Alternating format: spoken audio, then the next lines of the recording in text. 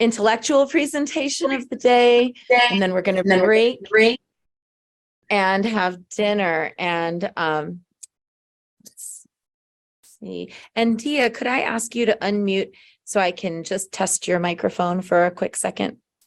Can you hear me? Yes, we can hear you. Great. All right. So let me introduce you.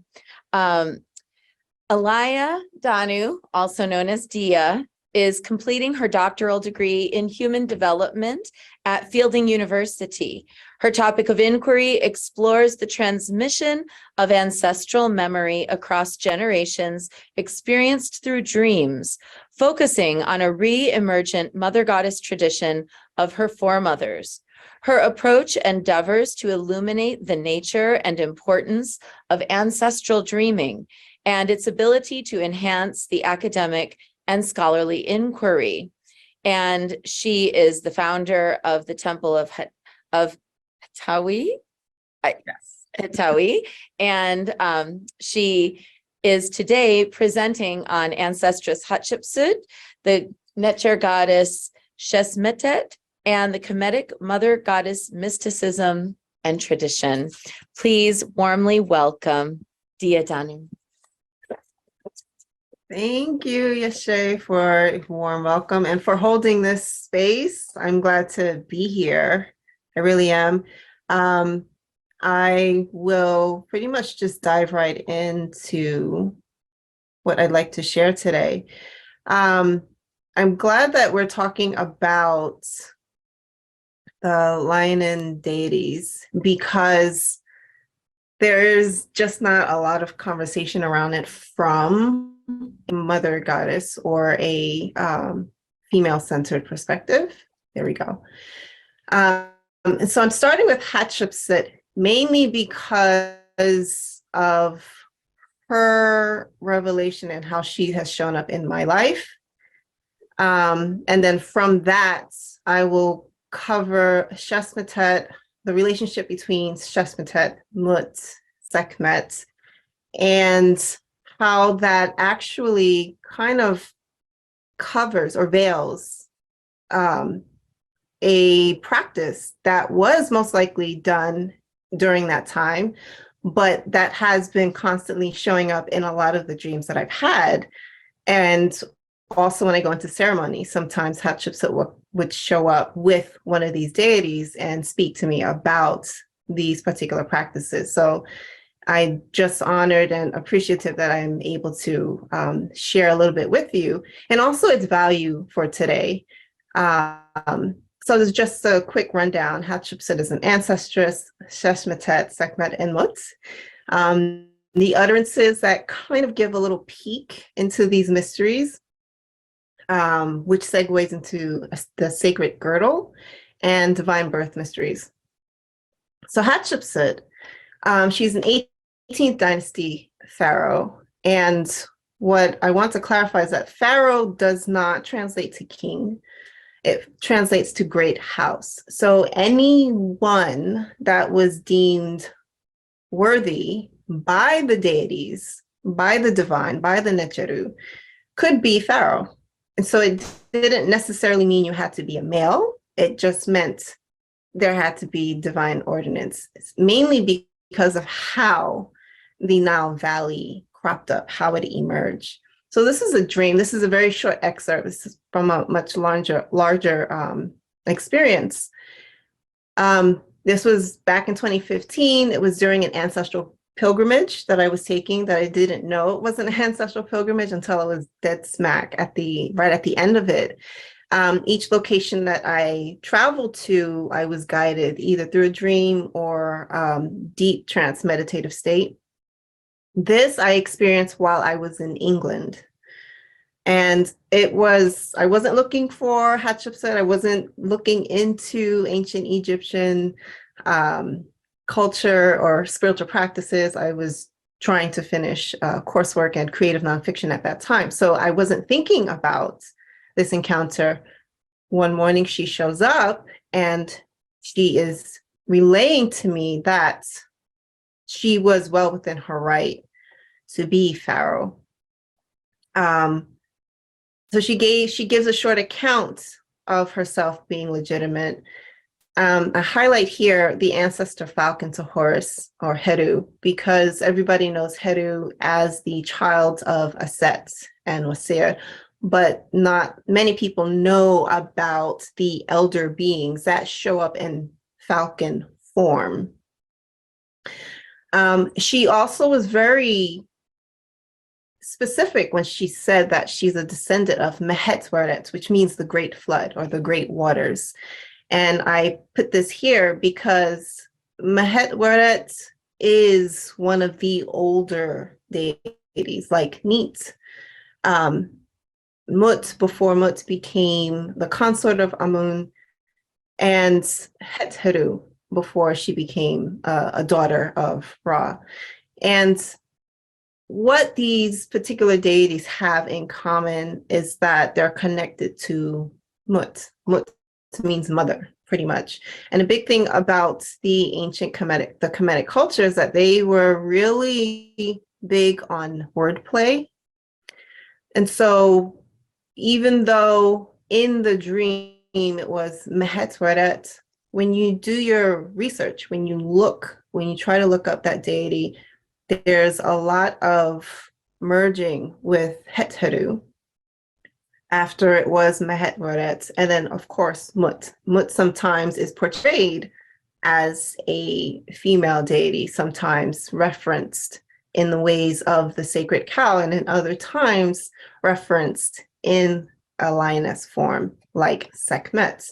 And so it's a wonder to me when you're looking at a statue, are we looking at Sekhmet? Are we looking at Mut? Are we looking at Shesmetet? Are we looking at Wadjet? Because sometimes Wadjet is also portrayed as a lion form and not so much as a cobra form.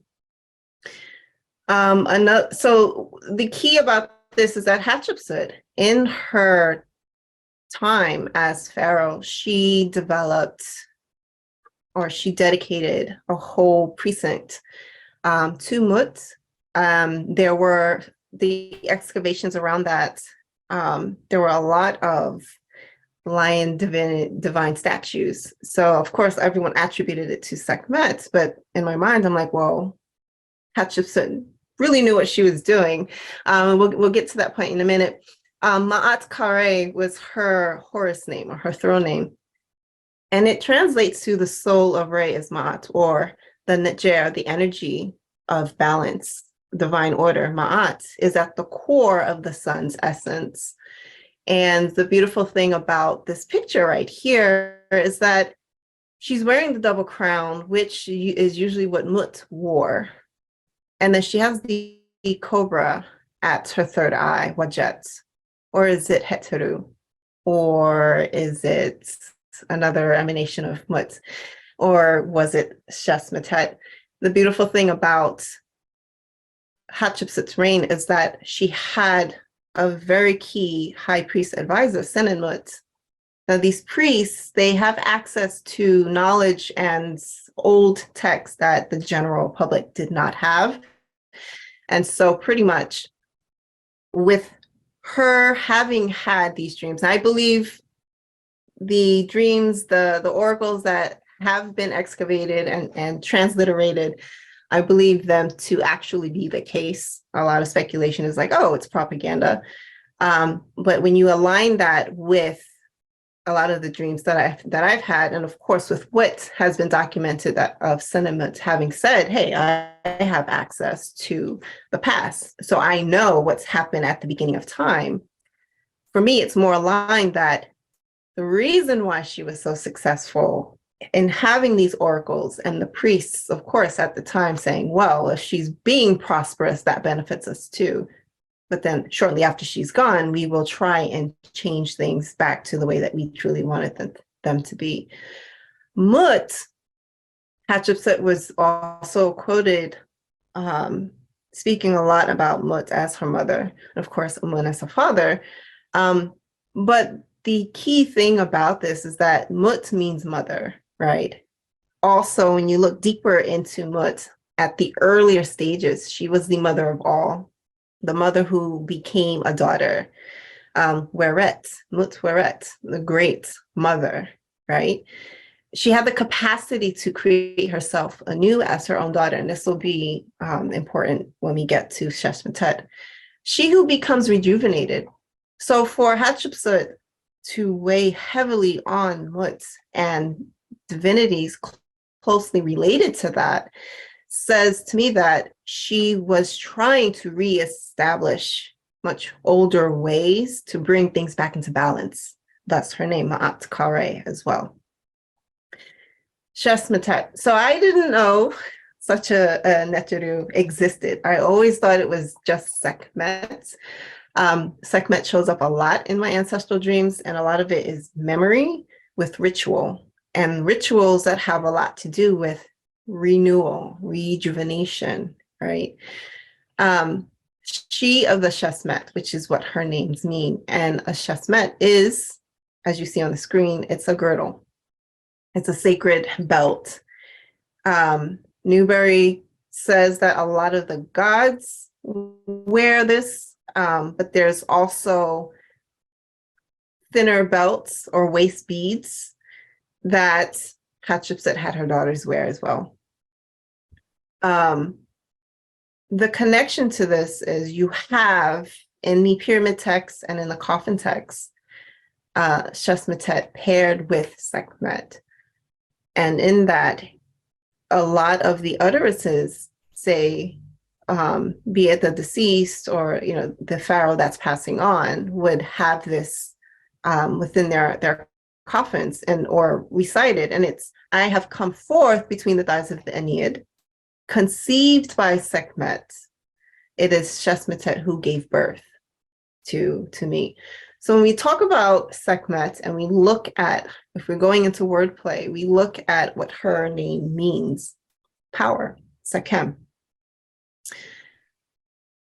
The tradition or the mythology, if you look at it that way, behind the pharaonic dynasty, and even before that, is that these pharaohs were miraculously conceived in some way. So if you're conceived by power and you're brought forth by the Shesmet, you are already peeking into a divine birth mystery here. Whereas the mother is conceiving through power and then bringing forth this being, this divine being that is supposed to uphold Ma'at. And this is another utterance. And has come forth between the thighs of the Ennead. Shesmetet conceived him. Shesmetet gave birth to him. The sacred girdle is also referenced in the work of Marguerite Rigoglioso in her research around the cult of divine birth in ancient Greece and Virgin Mother goddesses of antiquity. And it's really relevant because there's cross-pollination between the two cultures. I've had a lot of ancestral dreams and ancestral memory from this particular aspect of divine birth. The sacred girdle is pretty much a way to protect that womb space because of the amount of ritual and the practice that went into conceiving this light that's supposed to bring down knowledge, wisdom, and balance. So here I just have a short quote out of Marguerite's text. Holy women attempted to mimic the parthenogenetic ability of goddesses they served. The idea of a virgin mother goddess goes hand in hand with that of the virgin birth priestess. The woman was the human representation of the great mother who would conceive without the interaction of the male. So we think about Hatshepsut as first just queen, as for lack of a better term, and high priestess before she became pharaoh. It was always the women that were the carriers or the ones that had the blessings to bring forth the pharaoh, right? And so she modeled Mut. She could have modeled any other deity, Netjer at the time, but she chose Mut, and she chose Mut for a really good reason. Remember, if we go back, Mut is she who becomes rejuvenated. She is the mother of all, okay? And so if we're looking at this through a Greek lens, it's applicable to say, hey, not to say that Hatshepsut may have miraculously conceived her daughters or her firstborn, but at the very least, she was trying to rejuvenate a very sacred practice by emulating Mut and honoring Sekhmet, the power that goes into the process of bringing down these high functioning beings, these high energetic beings. So we have her firstborn here, Neferude, on the left, and her second, Neferubiti, here at their waists are the beads, the girdles. And so just by looking at this, it's that whole process of bringing oneself to a high vibrational state of being so that you can call down the appropriate divine force of Ra into your womb to bring forth the next pharaoh. So this entire practice here, it really involves invoking and calling forth the knowledge from the past, which is what Hatshepsut did, and she did so beautifully. Developing a space so that they are honored. She contributed to Mut's temple. Right here in the middle, you have the lake at Ishiru. And of course, this was added to. We have Ramesses over here having added. Temple A here was added by Amenhotep III, which was Tutmosis III, one of Tutmosis III's children. And then you have some of the statues here. They could be Sekhmet, but they could also be Sekhmet in the guise of Shesmetet. And I think one of the important things to remember at that time was that because it was such a male dominant mindset by the time she arrived, absolutely, she would say, I'll play part of your game, but what I'm going to do in all honesty is truly honor the mothers that came before. Thus her donning her headset, having her statues wear the crown of Mut, while also referring back to Mehetweret, Hetheru, the great mothers of the cosmos that brings forth the divine beings that are to be named Pharaoh. What this has to do today, and the meaning behind this is, when it comes to the concept of divine birth, it's not, for today, the focus shouldn't be, well, I don't want to go through this whole process of aligning myself with these great old cosmic mothers that brings forth, these divine beings, because it's too much work. It's, whose stories do I look back to? What are the narratives of the distant past of these divine mothers that will help me to rejuvenate myself, to make myself anew? How do I do that? How is that done that honors their integrity? So that when whatever it is that I'm birthing forth, be it a human child or a project, it's in full alignment with those energies. And so what Hatshepsut did was really resource not only the oracles that she brought forth, but the knowledge that was there, right? And knowing that it was a civilization that was really particular with having balance, her whole reign pretty much demonstrated we have to go back to a certain point in time, and we have to honor these rituals, of which she did, and teach those behind us, of which she did with her daughters. So Shesmetet is, in my eyes and in my experience, a protectress of these divine mysteries, just as Sekhmet is as well. But it's the protector of a very particular type of power, which is why you have Sekhmet and Shesmetet paired together. There's this full-bodied process with your mind and your spirit as well, aligning it so that, if you decide to follow the sacred path, it's a really deep process of understanding how the mothers did it in the past and how it can relate to what it is that you are wanting to honor and bring forth today. So that is what I wanted to leave you with and present you with. It's not long and grandiose, but it's just an insight into some of the things that are there, but it's having an understanding as to, well, what does that mean? How do I look deeper into that? Sort of like how they say the secret of a secret is hidden in plain sight. And so Thank you so much, Diya Dannu.